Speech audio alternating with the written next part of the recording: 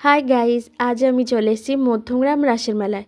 তোমাদের কিছুদিন আগে একটা ব্লগে দেখিয়েছিলাম রাসের মেলাটা তখন সবে বসছিল, সব সেট টেট করছিল। তো সেই রাসের মেলাটা 2-4 দিন হয়েছে, শুরু হয়ে গেছে। আমি আজ এসেছি। আজকে মেলায় এসে কী কী কিনলাম, কী করলাম সবই তোমরা এই ব্লগে দেখতে পারবে।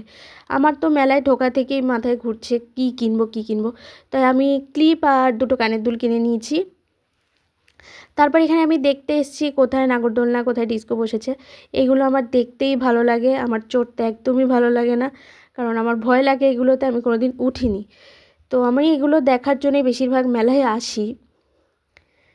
তো দেখো সব ঘুরছে চড়ছে বাবা, যাই হোক।